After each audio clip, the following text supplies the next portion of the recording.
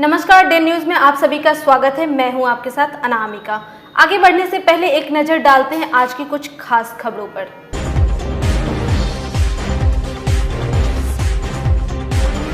मंगलवार को 15 उम्मीदवारों ने दाखिल किया नामांकन। इस बार निर्दलीय प्रत्याशी के रूप में मैदान में उतरे पूर्व मंत्री अजीत कुमार, विधायक रामविचार राय, मुन्ना यादव ने भी भरा पर्चा।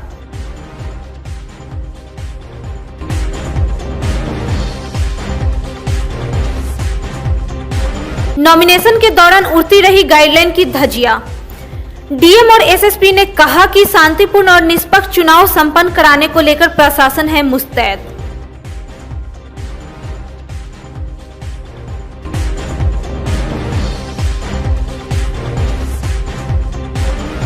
और अब अहियापुर इलाके में हुआ नकली सिगरेट फैक्ट्री का उद्भेदन।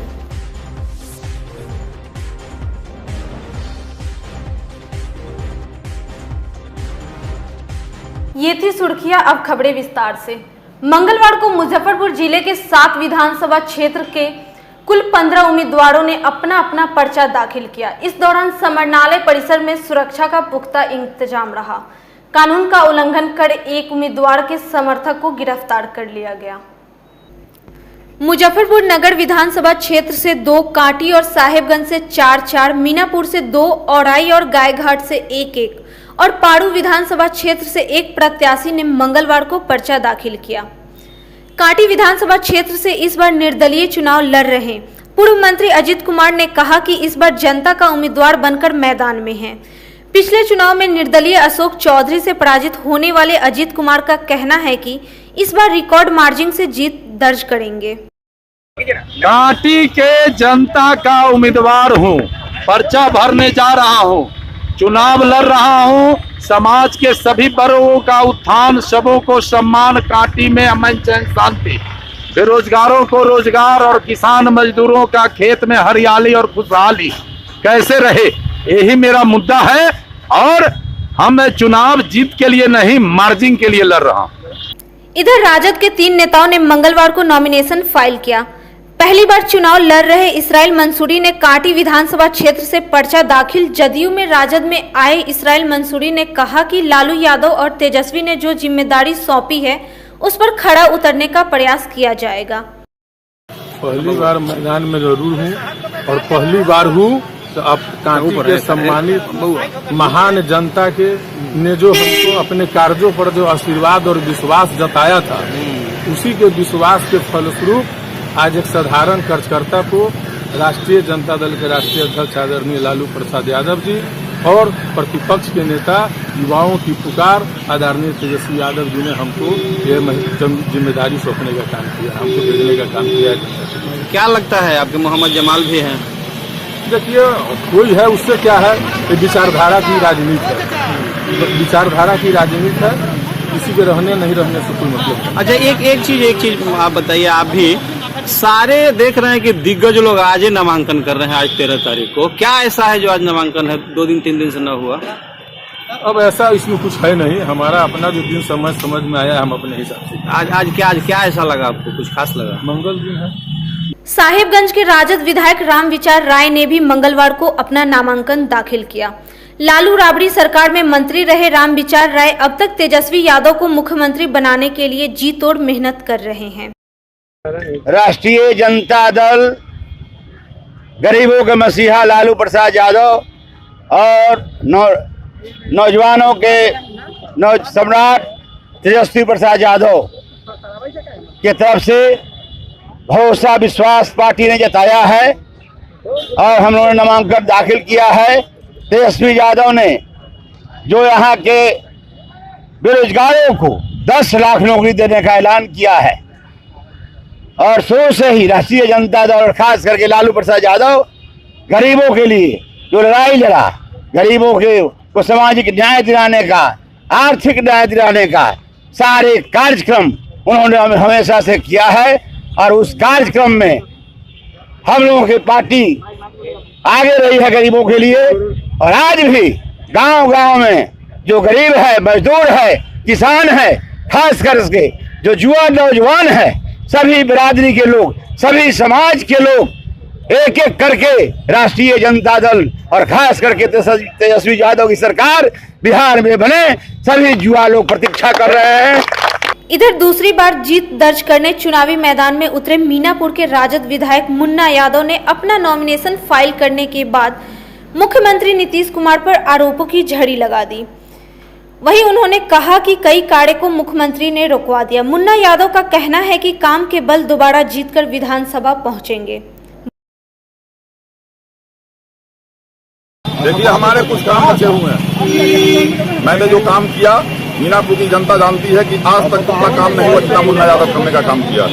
कुछ काम बचे हुए हैं। मीनापुर में आपसी भाईचारा और जात पात को मिटा करके आपसी भाईचारा में कायम किया। मीनापुर की तमाम जनता, हर जाति, हर धर्म का समर्थन मेरे साथ है। मैं दावे के साथ कहता हूं कि मैं पुनः वापसी करूंगा और अपार वोट से करूंगा। एनडीए भी अपना दावा कर रही है मीनापुर। एनडीए दावा कर रही है, उसको मैं नहीं जानता।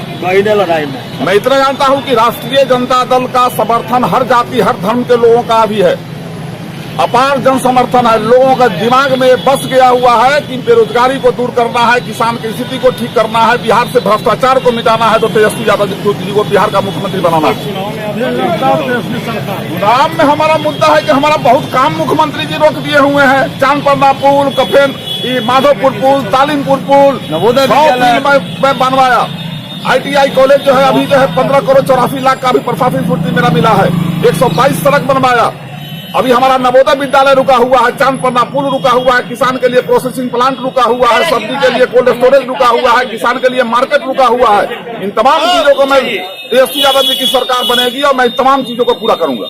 कई पार्टियों में रहने के बाद इस बार जदयू का दामन थामकर कांटी विधानसभा क्षेत्र से मैदान में उतरे मोहम्मद जमाल ने भी मंगलवार को अपना पर्चा दाखिल कर दिया। मुजफ्फरपुर शहरी क्षेत्र में भी किस्मत आजमा चुके मोहम्मद जमाल ने कहा कि जीत दर्ज करने पर अधूरे काम को पूरा करते हुए क्षेत्र में विकास का गंगा बहा देंगे। विकास का गंगा बहेगा। माननीय नीतीश कुमार जिस तरह से बिहार में विकास का गंगा बहा है, जो भी अधूरा काम होगा माननीय नीतीश कुमार से बोल करके जो भी बचा हुआ काम है उस सबका जान दीजिएगा, वो सबका विकास किया जाएगा। कोई भी विकास में कमी नहीं होगा।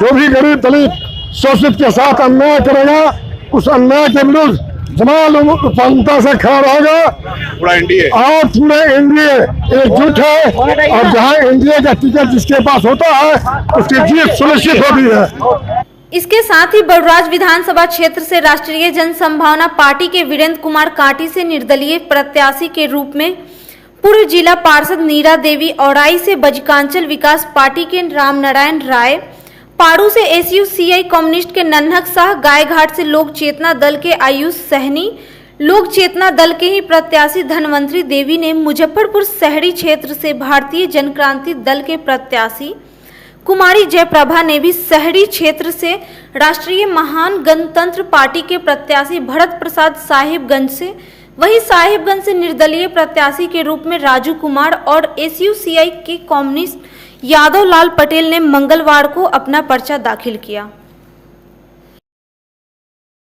इधर तीसरे चरण के चुनाव के लिए मंगलवार से शुरू हुए नामांकन के दौरान आयोग के गाइडलाइन की धज्जियां उड़ती रही। DM और SSP को खुद समाहरणालय के गेट पर आना पड़ा। कोरोना संक्रमण का ख्याल रखना तो दूर, भीड़ के कारण भगदड़ की स्थिति बन गई। इन सबके बाद DM ने कहा कि शांतिपूर्ण और निष्पक्ष चुनाव कराने को लेकर प्रशासन की ओर से मुकम्मल व्यवस्था की गई है। नॉमिनेशन के दौरान उम्मीदवारों के समर्थकों से कंपनी बाग रोड पर जाम की स्थिति बनी रही। इतना ही नहीं, कोरोना संक्रमण के ख्याल रखे बिना समर्थक कलेक्ट्रेट के मेन गेट पर जमे रहे। लाख समझाने के बावजूद ये लोग नहीं हटे, तो DM और SSP को सड़क पर उतरना पड़ा। इधर मंगलवार को गायघाट, औराई, सकरा, कुढ़नी, बोचहा और मुजफ्फरपुर नगर विधानसभा क्षेत्र की नामांकन प्रक्रिया शुरू हो गई। 20 अक्टूबर आखिरी तिथि निर्धारित है। मंगलवार को अपने प्रेस वार्ता में DM सह जिला निर्वाचन पदाधिकारी चंद्रशेखर सिंह ने कहा कि कोरोना से सुरक्षा को लेकर पूरा इंतजाम किया गया है। वहीं उन्होंने कहा कि शांतिपूर्ण और निष्पक्ष चुनाव संपन्न कराने को लेकर मुकम्मल व्यवस्था की गई है। किसी को घबराने की जरूरत नहीं है। बूथों पर कोरोना संक्रमण से बचाव के लिए हर तरह से व्यवस्था रहेगी। मतदाताओं से अपील करते हुए एक बार फिर उन्होंने कहा कि अपने अधिकार का प्रयोग जरूर करें। ये हमारे 6 जिले के मुजफ्फरपुर जिले के 6 विधानसभा क्षेत्रों के लिए आज से नामांकन की प्रक्रिया प्रारंभ हुई है और इसमें हम लोगों का जो विधानसभा है वो गायघाट, औराई, बोचहा, सकरा, कुढ़नी और मुजफ्फरपुर है। और आज से नामांकन शुरू हुआ है और ये 20 अक्टूबर तक चलेगा और उसके बाद 21 अक्टूबर को इसकी स्क्रूटनी की जाएगी। 23 अक्टूबर तक नाम वापस लेने की तिथि इसमें निर्धारित है आयोग के द्वारा और उसके बाद 7 नवंबर को यहाँ चुनाव होना है, सुबह 7 बजे से लेकर के शाम को 6 बजे तक। कुल मतदान केंद्र हम लोगों के इसमें 2564 हैं जहाँ पर चुनाव होना है और बाकी हम लोगों ने मतदान के लिए सारी व्यवस्था की है, मुकम्मल व्यवस्था की है। किसी प्रकार की असुविधा मतदाताओं को नहीं होगी। कोरोना से सुरक्षा के लिए भी सारे इंतजाम किए जा रहे हैं। तो आप लोगों के माध्यम से हमारा अनुरोध होगा जिले के सभी मतदाताओं से कि वो चुनाव के दिन मतदान केंद्र पर आएँ और अपने मत का प्रयोग करें, डरें नहीं, बस सतर्क रहें। अभी हम लोग जो है सभी जो हमारे यहाँ आ रहे हैं प्रत्याशी, उन सभी लोगों को या जो खरीदने भी आ रहे हैं एनआर रसीद से पैसा जमा कर रहे हैं, उन सभी लोगों को हम लोग कह रहे हैं और उनको जागरूक कर रहे हैं कि ये उन्हीं की सुरक्षा के लिए है, आम लोगों की सुरक्षा के लिए है कि कोविड गाइडलाइन जो है उसका अनुपालन जरूर करें। इसमें मास्क जरूर लगाएं जहाँ भी भीड़ भाड़ में जाते हैं। दूसरा, सैनिटाइजर का प्रयोग करें, अधिक भीड़ इकट्ठा नहीं करें, सोशल डिस्टेंसिंग का अनुपालन करें। ये हम लोग सभी लोगों को समझा रहे हैं और हर पॉइंट्स पर बता रहे हैं और उसके बाद भी हम लोग अगर देखते हैं कि इसका कंप्लायंस नहीं होगा तो हम लोग फिर दंडात्मक कार्रवाई भी शुरू करेंगे। समाहरणालय परिसर में सर 144 लगा देने के बावजूद प्रत्याशी के समर्थक उनके साथ भीतर आ जा रहे हैं, उस पर नहीं, प्रत्याशी के समर्थक किसी भी परिस्थिति में नहीं आएंगे। सिर्फ प्रत्याशी और उनके साथ 2 लोगों को आना है। 1-2 मामले में जो अधिक लोग आ गए थे उस पर हम लोगों ने कार्रवाई भी किया है और इसको और स्ट्रिक्टली हम लोग इन्फोर्स कर रहे हैं। गेट के अंदर सिर्फ 3 व्यक्ति आएंगे, 1 प्रत्याशी और 1-2 उनके समर्थक, बस। प्रेस वार्ता में शामिल एसएसपी जयंतकांत ने बताया कि चुनाव के दौरान 158 नक्सल प्रभावित क्षेत्रों के साथ 156 क्रिटिकल, 1848 संवेदनशील और 560 जनरल बूथ पर पारा मिलिट्री फोर्स की तैनाती रहेगी। एसएसपी ने बताया कि चुनाव शांतिपूर्ण संपन्न हो, इसे लेकर पुलिस प्रशासन बिल्कुल मुस्तैद है। अपराधियों की धरपकड़ होने के साथ संदिग्धों पर नजर रखी जा रही है। 300 से ज्यादा वारंटियों की गिरफ्तार किया जा चुका है। 6 विधानसभा क्षेत्रों के टोटल जो है 2564 बूथ्स के ऊपर ये मतदान होना है। इसमें नक्सल के 158, क्रिटिकल बूथ 156, क्रिटिकल बूथ जो है 1848 और जनरल बूथ 560 हैं। टोटल 1098 बिल्डिंग्स है। सभी बूथों के ऊपर भारत निर्वाचन आयोग के आदेशानुसार पैरामिलिट्री फोर्सेस दी जाएंगी। इसके अलावा पुलिस की भी फोर्सेस रहेंगी। सभी जगहों पर सेक्टर अफसर्स काम कर रहे हैं। इसके अलावा थाना स्तर पर भी, डीएसपी के भी स्तर पर लगातार प्रिवेंटिव एक्शन की भी कार्रवाइयाँ चल रही हैं। क्रिमिनल्स को अरेस्ट भी किया जा रहा है। अभी तक के जब से ये प्रक्रिया प्रारंभ हुई है तब से 85 अवैध हथियारों का, इसके अलावा अन्य जो पुलिस कार्रवाई है उसमें लगभग 4500 लोगों की अरेस्टिंग की जा चुकी है। पुलिस की टीमें लगातार थाना लेवल पर केसेस में, ग्रीवियस ऑफेंसेस में अरेस्टिंग कर रही हैं और हम लोग एकदम श्योर हैं कि पीसफुल इलेक्शन करा सकते हैं। एनबीडब्ल्यू वालों पे क्या कार्रवाई? एनबीडब्ल्यू पे सभी एनबीडब्ल्यू जो 6 महीने से अधिक थे उनका डिस्पोजल करा लिया गया है। इसके अलावा बाकी जो रेड वारंटी हैं और परमानेंट वारंटी हैं इनके ऊपर भी कार्रवाई हुई है। शुरू में जब प्रक्रिया शुरू हुई थी तब इसकी संख्या 750 थी। अब ये जो है संख्या घट के आकर के 391 बची है। इस तरीके से लगभग 300 से ज़्यादा लोगों को रेड वारंटीज़ को पकड़ा गया है और बाकी जो लोग हैं उनको मतदाता सूची से उनका नाम निकालने की भी प्रक्रिया कर ली गई है। अपराधियों की गोली से जख्मी ट्रक चालक की स्थिति गंभीर बनी हुई है। आपको बता दें कि सोमवार की देर रात दामोदरपुर हाउसिंग कॉलोनी के पास अपराधियों ने ट्रक चालक मीनापुर के खड़ार गांव निवासी भोला कुमार को गोली मारकर घायल कर दिया। वह औरंगाबाद से सीमेंट लोड कर मुजफ्फरपुर पहुंचा था। गाड़ी हाउसिंग कॉलोनी के विजय पांडे की बताई जा रही है। आशंका जताई जा रही है कि लूटपाट की घटना को अंजाम देने के दौरान अपराधियों ने चालक को गोली मार दी। जख्मी चालक के गर्दन में गोली लगी है। अब तक उसका बयान नहीं हो सका है। घटना हुआ था जब औरंगाबाद से सिवनी भर के आया था, जो यहाँ चांदनी चौक खड़ा था, वो अगला गाड़ी खाली न हुआ कोई वजह से खड़ा था। रात को 12 बजे हमको 12:30 में फ़ोन किया, से बोला वो गर्दन काट दिया। तो गर्दन काट दिया तो फिर बोले पापा को बोले क्या हुआ, तो पापा ना बोला कि लोग गोली मार दिया। तो फिर हम लोग यहाँ 2 बजे पहुँचे सर, हम लोग रात 2 बजे आए तो फिर रिपोर्ट लेकर फिर मेडिकल गए हम लोग। मेडिकल फिर वो एक रंजिश में था क्या इसलिए? हाँ जी, इसी से कोई विवाद हुआ? नहीं सर, कोई विवाद नहीं। वो 10 दिन पहले से कोई फ़ोन किया था तो गोली मार देंगे।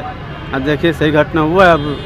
अब हो सकता है कोई विवाद हो। क्या स्थिति है अभी तो थोड़ा है, हल्का है। अब देखिए वो ठीक है। तो रात में यहीं रुक गया, रात में सोया हुआ था।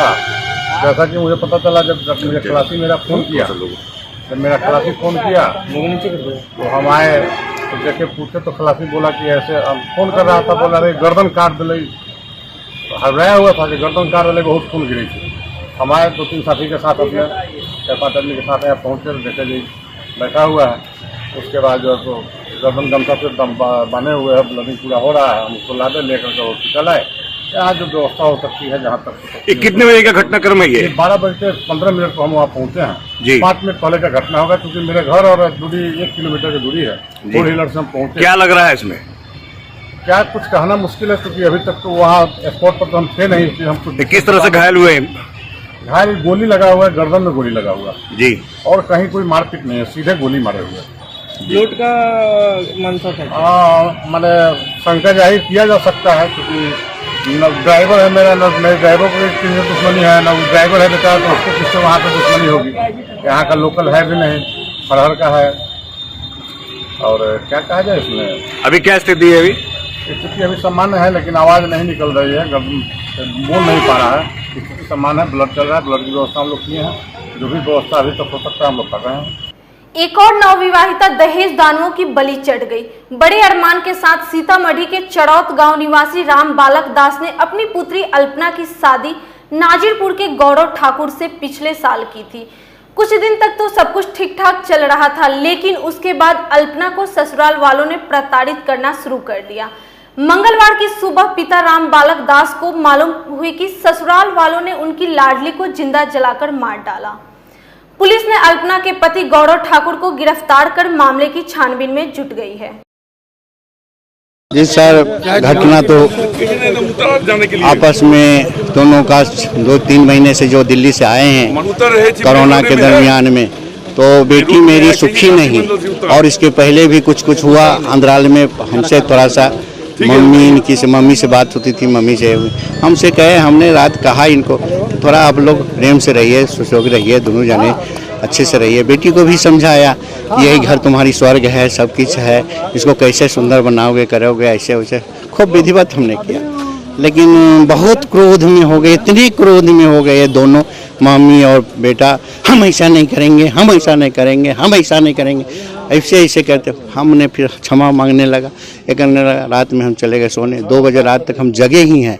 थोड़ा सा हम करवट बदलते हुए चिंतित में कि क्या सुंदर ब्याह किया, कितना खर्च किया, कितने शौक से किया, सब खत्म हो गया लगता है। क्या सवेरे फिर बतियाएंगे, हमारा रिजर्वेशन था, हम अयोध्या के लिए तैयारी में थे।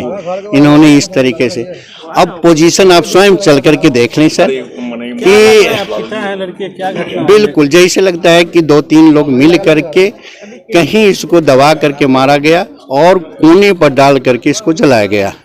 जिससे देखिए अभी वर्तमान समय में अगर अंगूठा किसी का जल जाएगा या थोड़ा सा होता तो मम्मी रे, पापा रे, जिस शरीर में जो आग लगाएगी तो दौड़ेगी, भागेगी। अब हम अब लोग आते हैं अपने दामाद गौरव कुमार ठाकुर, दामाद होगा, हाँ दामाद होगा गौरव कुमार ठाकुर।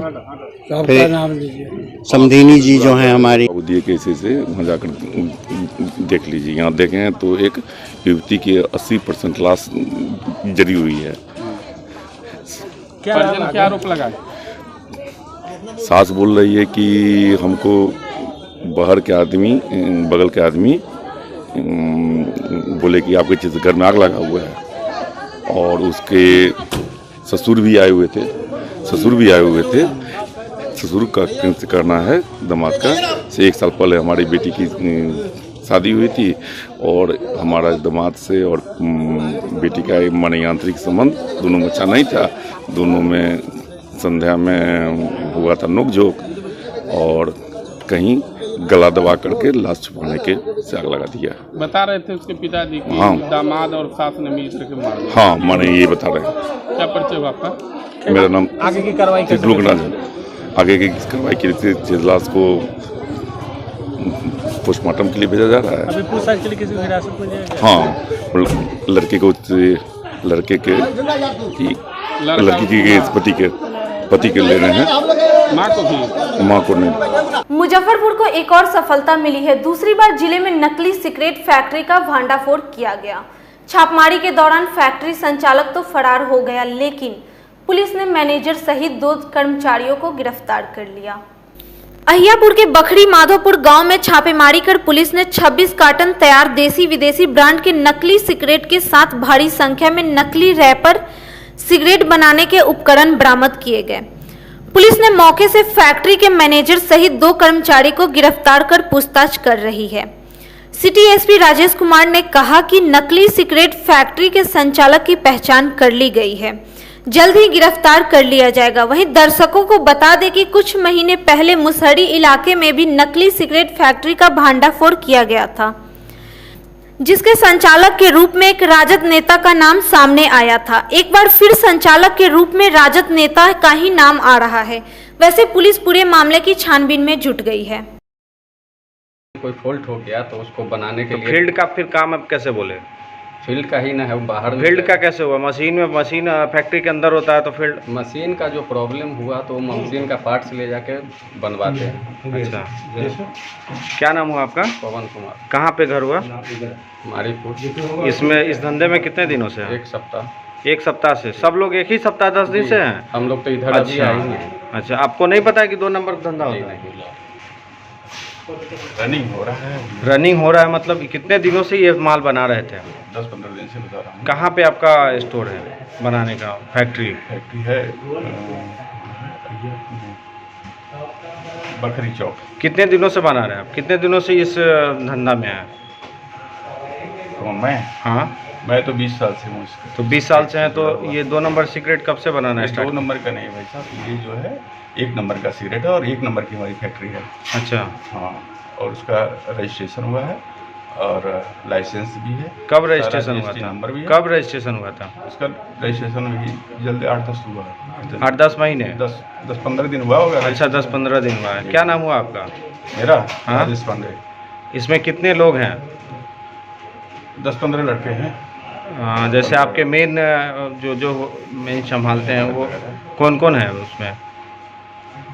मेन संभालने वाला मतलब हेड, ये सारा कारोबार जो देखते हैं वो कौन है? ये इसके यहाँ के मालिक हैं जो काम यहाँ के कारोबार कौन संभालते हैं यहाँ के? फैक्ट्री के अंदर? हाँ हाँ, सुपरवाइजर है। क्या नाम है उनका? सुपरवाइजर का? हाँ, क्या नाम है उनका? संतोष जी। अच्छा, मालिक, आपके मालिक का क्या नाम हुआ? विकास भाई। विकास क्या, कहाँ के हैं वो? यहीं के हैं, मुजफ्फरपुर के ही। विकास गुप्ता। कहाँ पर के? मुजफ्फरपुर के ही हैं। मुजफ्फरपुर में कहाँ पे? आज अहियापुर थाना अंतर्गत माधोपुर क्षेत्र में एक नकली सिगरेट बनाने की कंपनी की सूचना मिली थी। थानाध्यक्ष अहियापुर को मेरे द्वारा निर्देशित किया गया। इन्होंने अपने थाना के पदाधिकारी और बल के साथ में वहाँ पे छापामारी की। छापामारी के दौरान वहाँ भारी मात्रा में बने हुए सिगरेट बरामद हुए, बहुत सारे रैपर्स बरामद हुए हैं। उस फैक्ट्री में बहुत सारे उपकरण लगे हुए थे।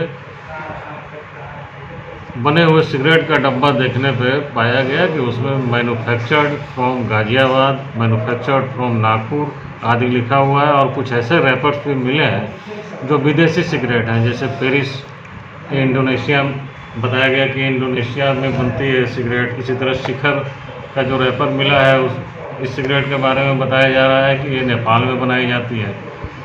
इन तमाम चीज़ों से ये क्लियर हो रहा है कि नकली फैक्ट्री का संचालन यहाँ पे किया जा रहा था। मौके वारदात से 3 व्यक्तियों की गिरफ्तारी हुई है, जिसमें से एक मैनेजर, 2 अन्य कर्मी हैं। इसके मालिक जो है अभी फरार है। कितने दिनों से सर ये चल रहा था? ये पूछने पे ये बातें प्रकाश में आए कि संभवतः लगभग 2 महीना से इस फैक्ट्री का संचालन किया जा रहा था। इस फैक्ट्री के संचालक कौन है सर? इस फैक्ट्री के संचालक के बारे में बात आई है, कोई विकास गुप्ता है जो कि यहाँ के ही स्थानीय है, उनके द्वारा ही इस फैक्ट्री का संचालन विकास सुन रहे हैं कि कोई नेता उतार टाइप लोग हैं वो विकास गुप्ता। इस संबंध में मैं लाख जागरूकता अभियान चला लिया जाए, लेकिन लोग है कि मानते नहीं। घर और दुकान के सामने कूड़ा कचरा फेंकने के साथ अब स्कूलों के अंदर भी गंदगी फैलाने का काम किया जा रहा है। चंदवाड़ा इलाके के लोग मारवाड़ी हाई स्कूल के बाउंड्री वॉल को तोड़कर नाले का पानी बहा रहे हैं, जिसमें स्कूल कैंपस में चलना मुश्किल हो गया है। इसे लेकर युवाओं ने मंगलवार को स्कूल के अंदर प्रदर्शन किया। ये मारवाड़ी हाई स्कूल का ग्राउंड है। यहाँ पर मॉर्निंग में हम लोग रोज़ आते हैं, कोई मॉर्निंग वॉक करने आता है, कोई खेलने आता है, बच्चों का फिजिकल एक्सरसाइज होता है। लेकिन ये ग्राउंड जो है आप देख सकते हैं पूरी तरह से इतना गंदा करके रखा हुआ है। आस पड़ोस के लोगों ने मल मूत्र गंदा नाली सब गिरता है, जंगल वगैरह उग गया, और जो सामान जो रखा हुआ है बांस बल्ली गिट्टी पत्थर, आए दिन किसी न किसी का पैर हाथ कटता रहता है। अभी समस्या तो है। अभी कुछ दिन पहले कुछ एक्सीडेंट हुआ है क्या? जी हाँ, अभी कुछ दिन पहले 1-2 दिन पहले हमारे एक भाई हैं, ये एक राम भाई, इनका एक्सीडेंट हुआ था, पूरा पैर कट गया था। हम लोगों ने फोटो बनाया है, फोटो है हम लोगों के पास इसकी, और उसके हर एक दिन बीच करके लगभग एक दिन बीच करके रोज किसी न किसी का पैर कटता है। ये तो पक्की बात है। तो नगर निगम में आप एप्लीकेशन दिए? नगर निगम के लिए हम लोगों ने एक एप्लीकेशन लिखा है, लेकिन अभी हम लोग दिए नहीं है, उस पर हम लोग आजकल में देने वाले हैं। आज की खबरों में बस इतना ही। कल फिर मिलेंगे कुछ नई खबरों के साथ। तब तक के लिए हमारे डे न्यूज़ टीम को दीजिए इजाजत। नमस्कार।